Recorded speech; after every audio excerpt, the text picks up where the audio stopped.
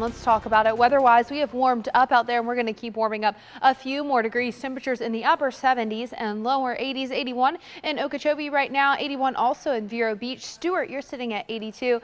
Jupiter, our warmest spot on the map, at 83. Boynton, Boca in the upper 70s and lower 80s as well. All quiet on the satellite and radar, but I want to point something out to you. A couple little flicks of green just offshore. We do have the chance for a few stray coastal showers. Now, in general, most of us are staying dry today, but this model has consistently been bringing a couple little spotty showers into the Treasure Coast, especially St. Lucie County later this evening, so 7, 8 o'clock. So I think most of your trick-or-treating should be just fine. However, specifically Treasure Coast, you might have a stray shower or two this evening. It would not be anything that would rain out your whole afternoon or evening. It would just be very quick, fast-moving, and light, but nonetheless, there is a possibility for that. As far as your hour-by-hour forecast goes through your afternoon, we'll continue to warm into the mid-80s, so it is going to be a warm day. A mix of sun and clouds, and then slowly beginning to cool as we head into 5, 6 o'clock.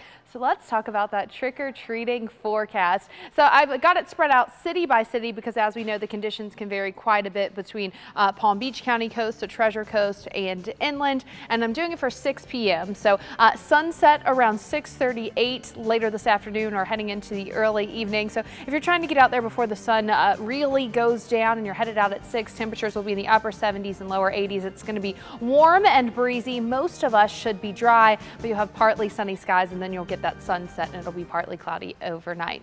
Your beach forecast, we're continuing with a risk of rip currents across our area and surf about ankle to knee high. So if you're headed to the beach, do be careful. And your boating forecast today, a bit choppy.